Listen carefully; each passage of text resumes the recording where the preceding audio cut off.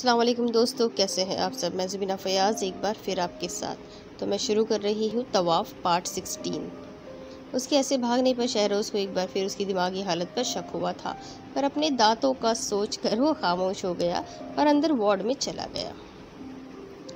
आबिश जब से घर आई थी रोए जा रही थी। उसे सुनकर बहुत धचका लगा था कि माहिम की इस हालत की वजह आहिल है। या खुदा, उसका दिमाग काम करना बंद हो चुका था। उसे कुछ समझ नहीं आ रही थी कि क्या करे। आहिल ने उसे धोखा दिया था। उसकी बहन इस वक्त जिस तकलीफ में थी उसकी वजह वही था। किस तरह उसने अपनी टांगें खोई और अब जिंदगी खोने जा रही थी। आबिश ने दर्द से अपनी आंखें बंद कर ली थी। वो इस वक्त माहिम का दर्द महसूस कर रही थी। कुछ देर पहले के जो जज्बात थे वो सारे कहीं दब गए थे। आहिल एक बहुत मक्कार शख्स है। पहले उसने मुझे अपने करीब लाने के लिए उस डॉक्टर से डराया, मुझे डरा डरा कर बेवकूफ़ बनाता रहा। मैं कितनी पागल थी कि उसके प्लान का खुद ही हिस्सा बनती गई। या अल्लाह, किस कदर यकीन था मुझे उस पर। मैं तो उसे अपने मसीहा समझ रही थी और वो तो एक फ्रॉड निकला, धोखेबाज। आबिश का जहन बिल्कुल बदगुमान हो चुका था। वो कहानी का वही रुख देख रही थी जो उसके सामने था, और उस रुख से देखने से वाकई आहिल बहुत गलत किया था। और माहिम का क्या कसूर था। अगर उससे गलती हुई थी तो मेरे सामने एतराफ़ करता, एक बार खुद से तो कह कर देखता। आबिश ने अपना सर पकड़ लिया। उसे लग रहा था कि अभी उसका सर दर्द से फट जाएगा। दोपहर का वक्त हो गया था। वो सुबह जब से घर आई थी तब से रो रही थी, सब्र नहीं आ रहा था। इतने में टीवी लाउंज से बाबा के बोलने की आवाज़ आई।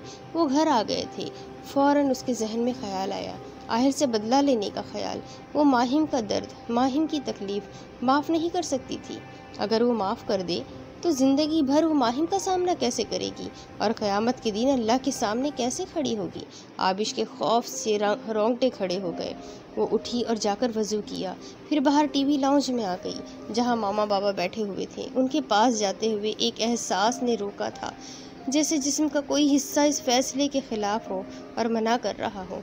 लेकिन फिर माहिम का चेहरा आंखों के सामने आ गया, खून से भरा हुआ चेहरा। कर्ब से आंखें बंद की और जाकर मामा बाबा को सलाम किया और उनके पास ही बैठ गई। बेटा, अब माहिम की तबीयत कैसी है? बाबा ने पूछा था। आंखों से आंसू फिर से बहना शुरू हो गए, जो एक पल के लिए थमे थे।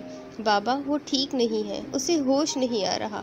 पता नहीं वो ठीक होगी भी या नहीं। इससे आगे वो बोल ही नहीं पाई, बस ज़ोर से रोती। उसकी मामा ने आगे होकर गले लगा लिया। नहीं आबिश, यूँ नाउम्मीद नहीं होते। अल्लाह को नाउम्मीदी बिल्कुल पसंद नहीं है। बस अल्लाह से दुआ करो कि वो उसे सेहत दे। आबिश को प्यार से सहलाते हुए उसकी मामा ने कहा। आबिश ज़रा देर खामोश हुई, जैसे वो बात करने की हिम्मत बांध रही हो। अपनी माँ से अलग हुई और बाबा को देखा। बाबा, मुझे आपसे एक बात करनी है। हाँ बेटा, बोलो। चाय का एक घूंट लेते हुए उन्होंने कहा। बाबा, आपने मुझे सोचने के लिए 10 दिन का वक्त दिया था ना, मैंने फैसला कर लिया है। आबिश, अभी तुम परेशान हो बेटा, जब माहिम ठीक हो जाएगी तब हम इस पर बात करेंगे। अभी तुम कोई फैसला करने की पोजीशन में नहीं हो। उसकी माँ शायद उसकी आंखों से उसका फैसला जान गई थी, इसलिए फ़ौरन उसे मना किया। वो जानती थी आहिल से बेहतर कोई भी उनकी बेटी को नहीं मिल सकता था। नहीं मामा, मैं ठीक हूँ और बहुत सोच कर मैंने ये फ़ैसला किया है। फिर वो 2 मिनट खामोश हुई। कोई एहसास एक बार फिर शिद्दत से रोक रहा था, हिम्मत ख़त्म कर रहा था। आबिश ने एक गहरी सांस ली। बाबा, आप खला के पेपर्स रेडी करवाए, मैं साइन करने के लिए तैयार हूँ। फिर किसी का कोई भी जवाब सुने बगैर उठी और अपने कमरे में आ गई। दरवाज़ा बंद किया। ठीक उसी जगह आकर बैठी जहाँ कल आहिल उसके कदमों में बैठा था। एक तरफ आहिल की शदीद मोहब्बत थी और दूसरी तरफ माहिम की यह हालत। उसकी तकलीफ़ पर वो फैसला कर चुकी थी। आहिल की मोहब्बत को धोखे की चादर ने कहीं छुपा दिया था, लेकिन कोई एहसास बहुत रुला रहा था। बस अब वो मज़ीद आहिल के लिए नहीं रोएगी, अपनी दोस्त, अपनी बहन के लिए दुआएं करेगी, अल्लाह से उसकी सेहतियाबी की फरियाद करेगी। बेशक अल्लाह उसकी दुआ कबूल करेगा। रेस्टोरेंट में रेशम और आहिल के साथ शहरोज भी बैठा था और सब लंच कर रहे थे जब रेशम ने आबिश के बारे में बात शुरू की। आहिल, तुमने अभी तक आबिश से नहीं मिलवाया। तुम एक बात कान खोलकर सुन लो, मैं आबिश से मिले बगैर वापस नहीं जाने वाली। साथ बैठे शहरोज की कुर्सी पर जलजला आने लगा। दोनों ने उसकी तरफ देखा था जो इस वक्त पागल खाने से भागा हुआ कोई पागल लग रहा था, जो कि बुरी तरह से हंसे जा रहा था। उसे इस तरह हंसता देखकर आहिल का दिल किया कि उठ के उसे दो लगा दे, पर रेशम को इसकी हंसी की बिल्कुल समझ नहीं आई। इनको क्या हुआ, ये क्यों हंस रहे हैं ऐसे? रेशम ने आहिल से पूछा। तुम फिक्र ना करो, इसको कभी कभी ऐसे दौरे पड़ते रहते हैं, तुमने बस डरना नहीं है। नहीं आहिल, फिक्र ना करो, ये नहीं डरती। हमारे से तो डरने वाले और ही लोग हैं जो देखकर ऐसे भागते हैं जैसे हम उन्हें अभी खा जाएंगे। ये कहकर शहरोज ने फिर एक बार जोरदार कहकहा लगाया। मुझे लगता है आपने डेंटिस्ट के पास जाने का फैसला कर ही लिया है। फिर आहिल ने उसे घूरते हुए कहा। नहीं यार, अपने दांतों की वजह से ही तो मैं अब तक खामोश था। अभी रेशम की बात सुनकर मुझे सुबह वाली बात फिर से याद आ गई। कौन सी सुबह वाली बात? आहिल ने तजस्सुस से पूछा। देखो, एक शर्त पर मैं तुम्हें बताऊंगा, शहरोज ने बड़े मूड में कहा। ज़्यादा ड्रामे ना करो, चुप करके बताओ, तुमने सुबह फिर मेरी ब्यूटी को डराया है? आहिल ने एक बार फिर उसे घूरी दी। यार, ये अपनी खौफनाक आंखें नीचे करके मुझसे बात किया करो, डरा देते हो बच्चे को। शहरोज, ज़्यादा डरामे ना करो, बात बताओ। आहिल इस बात पर बगैर घूरे बोला। रेशम बगैर समझे इन दोनों की तरफ बारी बारी देख रही थी, जो पता नहीं क्या बातें कर रहे थे। अच्छा तो सुनो, आज आपकी अहलिया हॉस्पिटल आई हुई थी।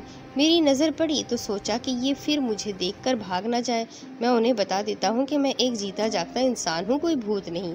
फिर वो रुका और खामोश होकर आहिल का चेहरा देखा, जो कि सुनने के लिए तरस रहा था। जब 2 मिनट तक शहरोज नहीं बोला, फिर आहिल घूरते हुए पूछने लगा। फिर शहरोज, क्या मसला है, आगे बताओ क्या हुआ? यार 2 मिनट तो रुक जाओ।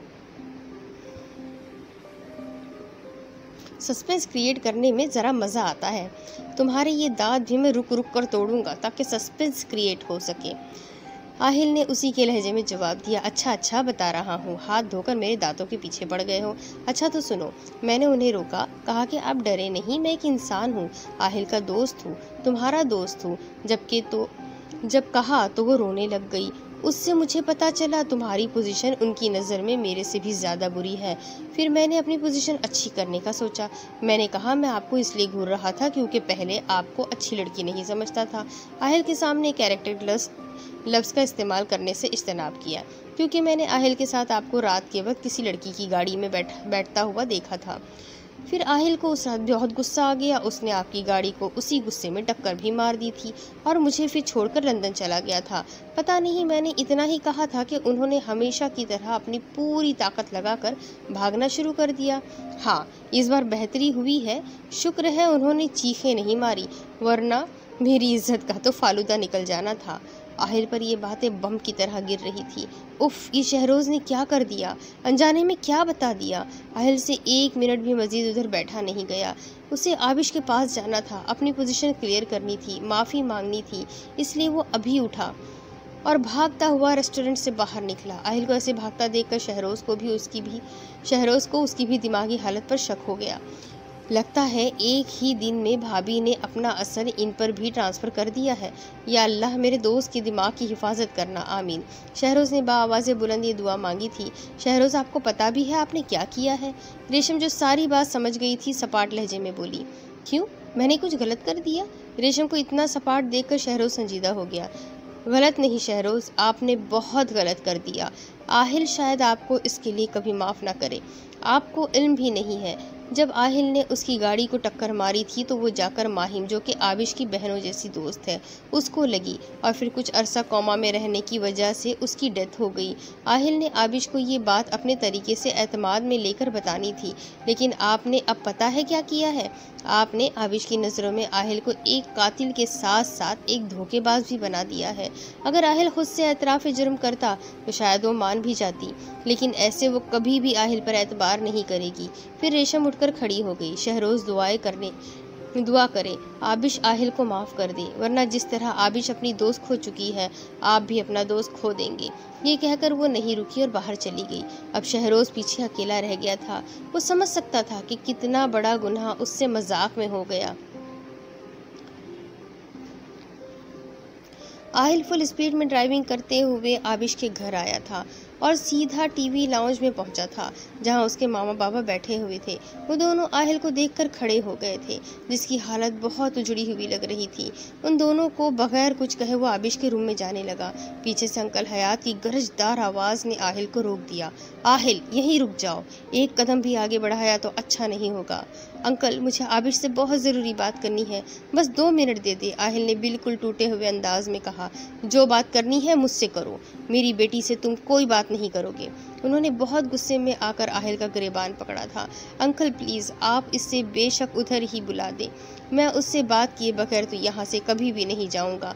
आहिल ने बहुत मुश्किलों से अपना गुस्सा कंट्रोल करते हुए कहा, क्योंकि इस वक्त जहन में आबिश थी और कुछ नहीं। ये अपनी दहशतगर्दी कहीं और जाकर करो, अभी निकलो यहाँ से फौरन, तुम मेरी बेटी से कोई बात नहीं कर सकते। आबिश इतने में इतना शोर सुनकर बाहर आई थी। आबिश, मैं आपसे 2 मिनट बात करना चाहता हूँ, प्लीज़, मैं आपको सारी बात बताना चाहता हूँ। आबिश को देखते ही आहिल झट से बोला, प्लीज़ आप मेरे घर में यूँ तमाशा ना लगाए, मुझे आपकी कोई बात नहीं सुननी है, आपकी हकीकत मैं जान चुकी हूँ। आहिल सिकंदर खान, मैं आपको इसी हकीकत के बारे में बताने आया हूँ, बस प्लीज़ 2 मिनट मुझे दे दें, फिर आप जो फैसला करेंगी मुझे मंजूर होगा। आहिल ने इस बार गिड़गिड़ा कर कहा था। निकल जाओ अब मेरे घर से, मेरी बेटी भी तुमसे कोई बात नहीं करना चाहती, चले जाओ खुद ही, इससे पहले कि मैं पुलिस को बुलवाऊँ। आबिश के बाबा ने बहुत ही गुस्से से कहा था। आहिल चले जाए, पुलिस के आने से पहले अगर पुलिस आ गई तो बहुत सारे सच उठेंगे, उन्हें बताने पड़ेंगे। आबिश ये कहकर अंदर चली गई और आहिल को आबिश की आंखों में अपने लिए नफरत और हिकारत नजर आई थी। अब यहाँ खड़े होने का कोई फ़ायदा ही नहीं था। वो बाहर आ गया और गाड़ी स्टार्ट करके फुल स्पीड में दौड़ाने लग गया। इससे आबिश के वो आखिरी अल्फाज जिस अंदाज में कहे गए थे बर्दाश्त नहीं हो रहे थे। आंसू सैलाब की तरह आंखों से उंडल रहे थे। या अल्लाह, तू क्यों नहीं सुन रहा? अजियत पर अजियत दिए जा रहा है। तू तो कहता है तू मेहरबान है, रहीम है, फिर मेरे पर जुल्म क्यों किए जा रहा है? रहम कर दे मुझ पर, मेरे अल्लाह, अब बख्श दे मुझे। या तू मेरे लिए मेरी ज़िंदगी आसान कर दे, या तो मेरी जान ले ले। जब वो ये दुआ कर रहा था तो उसके नज़र सामने बाबा शाह शम्स तबरेज़ के दरबार पर पड़ी। आहिल ने गाड़ी उनके दरबार की तरफ मोड़ ली और जाकर पार्किंग एरिया में गाड़ी खड़ी की। फिर वो निकलकर बाहर खड़ा हुआ। आंखें अभी भी आंसुओं से भीगी हुई थी। पता नहीं क्या सोचकर वो यहाँ आया था। वो अल्लाह से अपनी हिम्मत से ज़्यादा दुआ कर चुका था। उसने बहुत सुना था कि इधर आकर हर दुआ कबूल हो जाती है। शायद ये बात उसके लाशऊर में कहीं समा गई थी, इसलिए नज़र पड़ने पर इस हालत में उसने इधर का ही रुख किया। वो आहिस्ता कदम के साथ चलने लग गया। पार्किंग एरिया दूर था। वो दरबार थोड़ा ऊंचाई पर वाक़ था। 4 बजे का वक्त था और सूरज अपने पूरे आबोताब से बरस रहा था। चलते हुए उसे बहुत गर्मी भी लग रही थी। इतने में उसने कुछ लोगों को आते हुए देखा जो इतनी सख्त गर्मी में भी नंगे पाँव आ रहे थे। उनमें ख्वातीन भी शामिल थी और वो सब शदीद थके हुए लग रहे थे और हाँफ भी रहे थे, लेकिन फिर भी वो दरबार की तरफ देख रहे थे। आंखों में आंसू लिए आ रहे थे। आहिल उन्हें देखकर रुक गया और उन्हें जाता हुआ देखने लगा। रुक क्यों गया पुत्र, जाता क्यों नहीं है? पीछे से किसी की आवाज़ आई तो आहिल ने देखा पीछे एक मलंग बाबा दरख्त की छांव में काला चोगा पहनकर बैठे हुए थे। आहिल ने उनसे पूछा, बाबा जी, ये कौन लोग हैं और ये नंगे पाँव इतनी गर्मी में क्यों आ रहे हैं? पुत्र, ये लोग बड़ी दूर से इसी तरह नंगे पैर चलकर बाबा जी के दरबार पर हाजिरी देने आए हैं ताकि उनकी मुराद पूरी हो सके। मलंग बाबा ने आहिल को देखते हुए जवाब दिया। तो बाबा जी, क्या उनकी मुरादें पूरी हो जाती है?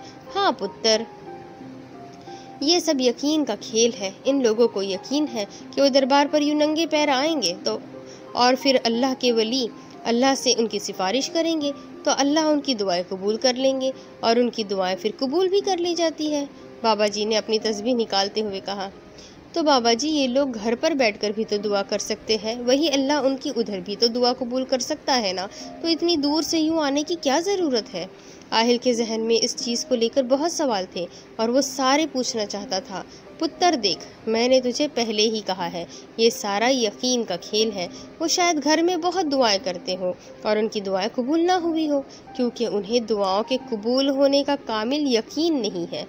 लेकिन इधर यूं आकर उन्हें ये यकीन होता है अब उनकी दुआ ज़रूर कबूल होगी, और इसी कामिल यकीन की वजह से उनकी दुआ कबूल कर ली जाती है। तुमने सुना नहीं कि अल्लाह फरमाता है कि अगर तुम यकीन रखोगे कि एक गंदम के दाने में से चावल का दाना निकलेगा और इसी यकीन पर कायम रहोगे तो फिर उसके अंदर से चावल का दाना ही निकलता है, क्योंकि कामिल यकीन इंसान को मलंगी के दर्जे तक ले जाता है और फिर वही बंदा इश्क की मंजिलें तय करता है, अल्लाह को पा लेता है। बाबा जी की बात आहिल के दिल को लगी थी। वाकई सारा खेल ही यकीन का था। आहिल ने दुआएं तो बहुत की थी, लेकिन कभी उसकी ज़ात पर यकीन नहीं किया था कि वो कबूल भी करेगा। माहिम के लिए रो रो कर गिड़गिड़ा कर दुआएं की थी, लेकिन फिर क्या, ये यकीन कर लिया कि उमर चुकी होगी। अल्लाह पर यकीन ही कहाँ रखा था। उसे अपनी गलती अच्छी तरह समझ आ गई थी। अब दरबार पर जाने का कोई फ़ायदा नहीं था। वो वही कामिल यकीन से दुआ घर में भी मांग सकता था। वो यही सोचता हुआ वापस जाने के लिए मुड़ा। पीछे से मलंग बाबा की आवाज़ आई, रुक पुत्र, वापस कहाँ जाता है? बाबा से भी एक बार सिफारिश करवाता जा। लेकिन आपने अभी तो कहा कि ये सारा खेल कामिल यकीन का है, तो मैं घर में भी इसी यकीन के साथ दुआ मांग सकता हूँ ना? आहिल ने दलील देते हुए बाबा जी से कहा, पुत्र सही बात है, सारा खेल यकीन का है, लेकिन एक और भी बात है। हो सकता है तू यकीन भी रखे और फिर भी दुआ कबूल ना हो। पता है क्यों? आहिल ने नफ़ी में सर हिला दिया। पुत्र, वो इसलिए कि अल्लाह ने शायद तेरी दुआ की कबूलियत ही रखी ना हो कि तू इन वली अल्लाह के दरबार पर आकर हाज़िरी दे, उनसे सिफारिश करवाए और अल्लाह फिर तेरी मुराद पूरी करे। जैसे कुछ दुआओं की कबूलियत का वक्त मुकर्रर होता है ना पुत्र, कि वो मुकर्ररा वक्त से पहले कबूल नहीं हो सकती, बिल्कुल इसी तरह दुआओं के कबूल होने की जगह भी मुकर्रर होती है, और शायद तेरी दुआ की कबूलियत की यही जगह अल्लाह ने मुकर्रर की हो। जा मेरा पुत्र, जाकर दुआ कर ले, अल्लाह पर ईमान रख कर जा। सारी बात बाबा जी को सुना, उनसे सिफारिश का कह, बेशक तुझे तेरी मुराद मिलेगी। पता नहीं मलंग बाबा की बात इतनी क्यों पसंद आई थी। आहिल दरबार में आ गया। बाबा जी की आरामगाह के सामने जाकर हाथ फैलाकर पहले उनके लिए सूरह फातिहा अदा की, फिर वहीं उनके कदमों में बैठ गया और अपनी फरियाद कहने लगा, बाबा जी, आप यकीनन बहुत नेक है, हर गुनाह से पाक, अल्लाह के नेक वली। मेरी इतनी औकात नहीं कि आपकी खाक की भी जगह ले सकूं, लेकिन पूरी दुनिया अपनी फरियादें लेकर आपके पास आती है। आज मैं भी आया हूँ। मेरी झोली खाली मत भेजना, वरना मैं टूट जाऊँगा। मुझे डर है कहीं फिर आपसे बदगुमान न हो जाऊँ। अल्लाह पाक, आप अल्लाह से कहें कि मुझे माफ़ कर दें। पूरी ज़िंदगी मैंने बदगुमानी में गुजार दी है। पहले इस बात का गुमान था कि मैं अल्लाह की इबादत करता हूँ, लेकिन असल में मैं आबिश की इबादत करता रहा। फिर जब होश आया तो अल्लाह की इबादत करने लग गया, अल्लाह से मांगने लग गया, लेकिन फिर हकीकत में मैं कसूरवार निकला। इबादत तो अल्लाह ही की, लेकिन इस बार उस पर यकीन ही नहीं किया। अल्लाह से रो रो कर माफ़ी मांगता रहा, लेकिन ये भूल गया कि अल्लाह माफ़ करने वाला मेहरबान है। यही सोचता रहा कि मैं ही गुनाहगार हूँ, मुझे कैसे माफ़ी मिल सकती है। ये भूल गया कि हमेशा माफ़ी गुनाहगारों को ही मिलती है। बाबा जी, बस आप एक बार अल्लाह से कह दें कि मुझे माफ़ कर दे, अब उनसे कभी बदगुमान नहीं होऊंगा। आप अल्लाह से कह दें कि मुझे माफ़ करके मेरी लिए ज़िंदगी आसान कर दे, और माहिम जो इस वक्त हस्पताल में ज़िंदगी और मौत की हालत में है, उसे ज़िंदगी दे दे, मुझे कातिल बनने से बचा ले, मुझे माफ़ कर दे। इस बार मुझे पूरा यकीन है कि अल्लाह ये फरियाद ज़रूर कबूल करेंगे। फिर वो उठा और अपने आंसू साफ किए बाहर सहन में आकर खड़ा हो गया, जहाँ बहुत सारे कबूतर बैठे दाना चुग रहे थे। आहिल उनके पास गया तो वो डर कर उड़ गए। आहिल फिर पीछे हो गया तो अपनी जगह पर वापस आकर दोबारा खाना खाने लग गए। लोग दाना खरीद कर उनको डालते थे। यूँ अल्लाह ने लोगों के ज़रिए से उनका रिज़्क लिख रखा था। आहिल ने भी उनके लिए दाना खरीदा और थोड़ा थोड़ा करके उनको डालने लग गया। आहिस्ता आहिस्ता सारे कबूतर आहिल के पास आ गए। अभी जो डर कर सहम कर उड़ रहे थे, अब वही दाना मिलने पर पास आ रहे थे। रिज़्क किस तरह लोगों का डर ख़त्म कर देता है, आहिल ने भी इख्तियार सोचा। वापस आते हुए आहिल ने उस काले कुर्ते वाले बाबा जी को बहुत ढूंढा, वो कहीं भी नहीं मिले। शायद उनका काम पूरा हो गया था तो वो चले गए थे। आबिश आहिल को कहकर तो आ गई थी, लेकिन वो जानती थी उसने आहिल का बहुत दिल दुखाया था, पर उसने भी तो किस कदर तकलीफ दी थी उसकी दोस्त को, और उसको भी धोखे में रखा था। फिर अगर अब उसका दिल दुखा भी है तो वो यही डिज़र्व करता है। उसने गलती नहीं की थी, उसने तो गुनाह किया था। क्या माफ़ी मांगने से माहिम की तकलीफ़ कम हो जाएगी? क्या उसके वालिदीन के आंसू वो वापस आंखों में ला देगा? अल्लाह बेशक माहिम को ज़िंदगी देगा, लेकिन फिर भी वो आहिल को माफ़ नहीं करेगी। वो फैसला कर चुकी थी। फिर वो सारा दिन अपने कमरे में रोती ही रही थी। रात को ईशा की नमाज़ पढ़कर माहिम के लिए रो रो कर दुआ मांगी थी। अगर माहिम को कुछ हो गया तो वो कभी उसके घर वालों को सामना भी नहीं कर सकेगी, और आहिल तो एक कातिल होगा, अनजाने में ही सही, मगर होगा तो वो एक कातिल ही। और कत्ल करने वालों के लिए सिर्फ एक ही जगह है, जेल। फिर वो अपने बिस्तर पर आकर लेट गई। सारा दिन मुसलसल रोने की वजह से आंखें जल रही थी, उनमें शदीद दर्द था। आज का दिन किसी क़यामत की तरह नाजिल किया गया था, जिसमें इंकशाफ पर इंकशाफ हुए थे। काश वो कभी उन दोनों की बातें सुनती ही ना। काश वो उसके दोस्त की भी कभी बातें सुनने को ना रुकती। कभी कभी अनजान रहना भी बहुत बड़ी नेमत होता है। अब माहिम को इंसाफ दिलवाना उस पर फ़र्ज़ हो गया था। बस वो किसी नतीजे का इंतज़ार कर रही थी। यही सोचते सोचते न जाने कब उसकी आँख लग गई थी। आहिल दुआ करके गाड़ी में जाकर बैठा था। फिर वो पुरसुकून ड्राइविंग करके अस्पताल आया था। सीधा शहरोज़ के रूम में गया। शहरोज़ उसे देखकर खड़ा हो गया। शहरोज़, यहाँ एक माहिम नाम की पेशेंट एडमिट है, मुझे उसकी पल पल की रिपोर्ट चाहिए और मुझे वो तुम दोगे। आहिल इस वक्त बहुत ही दुख में लग रहा था। शहरोज़ का उसे देखकर दिल भर आया था। आहिल यार सॉरी, मुझे माफ़ कर दो। मैंने बस इसलिए भाभी को बताया था ताकि वो मेरे से ना डरे। मेरे फरिश्तों को भी खबर नहीं थी कि ऐसा कुछ हो जाएगा। शहरोज़ उसके पास उसके कंधों पर हाथ रखते हुए बोला था, तुम्हारा इसमें कोई कसूर नहीं है, गलती हुई है मुझसे तो सज़ा तो मिलेगी ना। मैंने फ़ैसला कर लिया है, अब इस गलती की कानूनी सज़ा भी भुगतूंगा। आहिल ने टूटे हुए लहजे में कहा। नहीं आहिल, पागल हो गए हो तुम ऐसा हरगिज़ नहीं करोगे। आहिल, वो सब अनजाने में हुआ, और अनजाने में किया गया गुनाह नहीं होता। शहरोज़, तुम्हें पता है, कल जब मैंने आबिश की आंखों में देखा था ना, मुझे उसमें अपने लिए मोहब्बत नज़र आई थी। वो जो एक पाक मोहब्बत का रंग होता है ना, वो था उसकी आंखों में। बेशक मुझे वो ना मिलती, मैं उस रंग के सहारे सारी ज़िंदगी गुजार सकता था। पर पता है क्या हुआ? मैं अभी उसकी आंखों में क्या देख के आ रहा हूँ? नफ़रत, हिकारत, धुतकार। जैसे किसी नापाक चीज़ को देखकर एहसास नहीं होता, वो एहसास देखा है मैंने उसकी आंखों में। शहरोज़, मैं इस एहसास के साथ तो एक पल भी नहीं गुजार पाऊँगा। बेशक पूरी दुनिया मुझे धुतकार देती, मुझे कभी इतना बुरा ना लगता। अपना आप इतना मैला ना लगता जितना अब लग रहा है। मैं सज़ा काट लूँगा तो शायद आबिश की आंखों में वो नफ़रत ख़त्म हो जाए। उसकी ये हालत देखकर शहरोज़ उसके गले लग गया था। आहिल ने उसे खुद से जुदा किया था। शहरोज़, मुझे तुम माहिम के बारे में एक एक बात बताओ कि उसे हुआ क्या है। अब आहिल ने खुद पर काबू पाते हुए कहा। ठीक है, ये काम हो जाएगा, पर मुझे बताओ कि ये है कौन? शहरोज़ ने पूछा।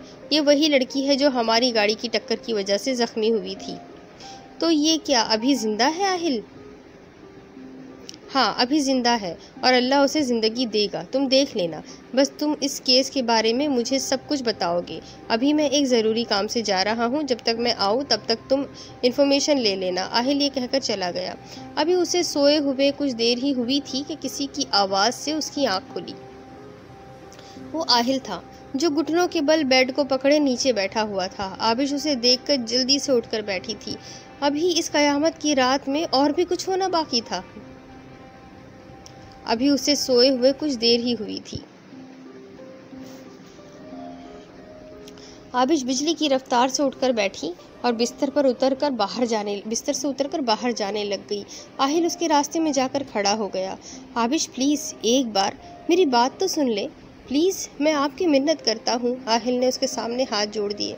मेरा रास्ता छोड़े, मुझे आपकी कोई बात नहीं सुननी, आबिश ने सपाट लहजे में कहा। आहिल के दिल में खंजर की तरह लगा ये लहजा लगता था। आबिश, मैं यहाँ सिर्फ आपको अपना फ़ैसला सुनाने आया हूँ, बस 2 मिनट सुन ले। फिर मैं चला जाऊंगा। आंखों में आंसू लिए, दिल पर हाथ रखे, वो आबिश से मिन्नत कर रहा था। ठीक है, जो कहना है इधर ही खड़े खड़े कहिए, और फिर अपनी बात खत्म होते ही आप फौरन यहाँ से चले जाएंगे। पता नहीं ये नफरत थी या क्या था, लेकिन आबिश बिल्कुल बदली हुई लग रही थी, और आशिक से ये बदलते रवैये कहाँ बर्दाश्त होते हैं। इतनी नफरत मत करें मुझसे, मुझे ऐसे लगता है मेरी जान अभी के अभी निकल जाएगी। आहिल ने रंज से कहा। तो एक बार ऐसे भी जान निकल जाने दें। खुद अपनी जान लेने का तो बहुत शौक है ना आपको, एक बार और ऐसे भी सही। ये आबिश क्या बोल रही थी? पुरानी बातें इस अंदाज में? ये आहिल की आबिश नहीं थी, ये तो वो जादू नगरी वाली आबिश थी जिसने आहिल के मुंह पर काली स्याही फेंकी थी। आहिल अब बाकायदा रोने लग गया था, लेकिन पता नहीं क्यों आबिश को तरस ही नहीं आ रहा था। आबिश, मैं आपको ये बताने आया हूँ कि मैं खुद को सुबह पुलिस के हवाले कर दूंगा। मैं खुद जाकर एतदाफ़ जुर्म कर लूँगा। आबिश, मैं जाकर सज़ा काट आऊँगा, और पता है वो सज़ा इतनी तकलीफ़ नहीं देगी जितनी तकलीफ़ मुझे इस वक्त आपके सामने खड़े हुए आपकी बातें सुनकर हो रही है। मेरा जिगर कोई मुसलसल चीर रहा है। आबिश ने तड़प कर नजरें उठाकर आहिल को देखा था, जो अभी तक हाथ बांधे उसके सामने खड़ा अपने हाथों को देख रहा था। आप तो पुलिस स्टेशन चले जाएंगे, इससे क्या होगा आहिल? क्या माहिम की तकलीफ़ कम हो जाएगी? क्या उसकी माँ के आंसू वापस आ जाएंगे? क्या उनकी अपनी बेटी के लिए तड़प कम हो जाएगी? नहीं ना, बल्कि इससे आपकी मम्मी को ज़रूर तकलीफ़ होगी, वो रोएंगी। कितने और लोगों के आंसू लेंगे आप? ये जो कोई हमारे लिए रोता है ना, इसका हिसाब इसी दुनिया में देना पड़ता है, और पता है अल्लाह लेता है, और सूद समेत वसूल किया जाता है। और माँ के तो आंसू वैसे भी अर्श हिला देते हैं। आप सुबह पुलिस स्टेशन नहीं जाएंगे। हाँ, अगर खुदा न ख्वास्ता मेरी दोस्त को कुछ हो गया तो मैं खुद आपको पुलिस के हवाले करवाऊंगी। आहिल में जो बची कुची जान थी वो भी ये आखिरी बात सुनकर निकल गई थी। मैं वादा करता हूँ माहिम को अब कुछ नहीं होगा, मैं उसे कुछ होने ही नहीं दूंगा। और पुलिस स्टेशन आबिश, वहाँ जाने के लिए मैं हर वक्त तैयार हूँ। जब आप चाहे मैं चल पड़ूंगा। आप अगर मना ना करती तो मैं कल ही चला जाता, पर अब आपका हुक्म है, मैं टाल नहीं सकता। अब आप यहाँ से चले जाए और आइंदा कभी मत आइएगा, ये भी मेरा ही हुक्म है। आबिश ने कहते हुए बाहर की तरफ इशारा किया था। आबिश का हुक्म था, वो कैसे टाल सकता था। वो चुपचाप जाने लगा, फिर एक आखिरी बात करने के लिए रुक गया। हो सके तो मुझे माफ़ कर देना आबिश, वो सब अनजाने में हुआ। मुझे हरगिज़ नहीं पता था कि हल्की सी टक्कर से किसी की जान भी जा सकती है, वरना मैं ऐसा करने की बजाय खुद की जान ले लेता। जान तो अब भी मेरी थोड़े ही दिनों की मेहमान है। आपके इस लहजे का सोच सोचकर ये वैसे भी जिस्म से जुदा हो ही जाएगी, आप देख लेना आबिश। ये कहकर फिर वो रुका नहीं और फौरन कमरे से बाहर चला गया। ये जो मिजाजी मोहब्बत है ना, ये बहुत ही बेरहम होती है, और ये पता है होती भी सिर्फ उसी से है जो हमारी नाकदरी करता है, जिसे पा लेना हमारे लिए मुश्किल होता है। कभी किसी आसानी से मिल जाने वाली चीज़ से मोहब्बत नहीं हो सकती। इस मोहब्बत को दूसरे लफ्ज़ों में यूँ कह लो कि ये एक हवस होती है, किसी को पा लेने की, उसे अपना बनाने की, उस इंसान को हासिल कर लेने की, अपना आशिक बना लेने की। और फिर इंसान ऐसी बेरहम मोहब्बत हासिल करने के लिए बहुत भागता है। बेशक ये मोहब्बत एक सैराब ही है, लेकिन उस बंदे की लगन सच्ची होती है। जज्बा इतना खालिस होता है कि किसी भी पाक चीज़ के मुकाबिल आ खड़ा होता है। मुझे तो कभी कभी ऐसा लगता है कि ये जो बेरहम मिजाजी मोहब्बत होती है ना, अल्लाह ने ये सिर्फ जंजीर के तौर पर इंसान के गले में डाली होती है, उसे काबू करने के लिए।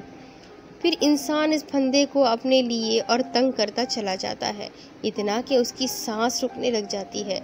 इतनी सख्त तकलीफ़ होती है कि मौत की तकलीफ़ भी उसके आगे कम लगने लगती है, लेकिन फिर भी वो जंजीर खींची चली जाती है। वो फंदा इंसान की खाल में धंस जाता है। इतनी सख्त अजियत मिलने के बाद भी मोहब्बत की शिद्दत में कमी नहीं आती, वो अपना दबाव और ज़्यादा बढ़ा देती है। इंसान उसी बेरहम मोहब्बत को पा लेने की आरज़ू करता रहता है, उसे पा लेने के हज़ार जतन करता है। ऐसी मोहब्बतें मिला नहीं करती, क्योंकि ये तो मोहब्बत होती ही नहीं है। ये सिर्फ जस्तजू होती है किसी को हासिल करने की। कभी कभी इसी जस्तजू के पीछे जाते जाते इंसान रहमान अल्लाह को पा लेता है, और कभी कभी इस मोहब्बत के दलदल से इतना बेबस हो जाता है कि अपना आप इस दलदल के हवाले कर देता है कि मुझे अंदर खुद ही खींच लो। यूँ अपना आप ख़त्म करके भी कुछ हासिल नहीं कर पाता। आहिल भी अब बेबस हो गया था। उसने अपनी ज़िंदगी के 10 साल खुद को दलदल से निकालने में लगा दिए थे, लेकिन वो दलदल दिन ब दिन ख़तरनाक से ख़तरनाक होती जा रही थी। लेकिन अब उसकी बस हो गई थी। वो वक्त आ गया था कि खुद को दलदल के हवाले करके अपनी ज़िंदगी की डोर टूटती हुई देखे। अब इसके आगे की स्टोरी मैं आपको अगली किस्त में सुनाऊंगी कि अब आगे क्या होगा, अब आहिल क्या करेगा। क्या आबिश उसे कभी माफ़ करेगी? क्या आबिश के माँ बाप उसे कभी एक्सेप्ट करेंगे? क्या वो दोनों कभी खुशी की ज़िंदगी गुजार सकेंगे? क्या माहिम को होश आ जाएगा? क्या अल्लाह इनकी दुआओं को कबूल कर लेगा? और क्या है ये मिजाजी मोहब्बत? और जानने के लिए मेरे साथ बने रहें। अगली किस्त में फिर मिलेंगे, तब तक के लिए अल्लाह हाफ़िज़।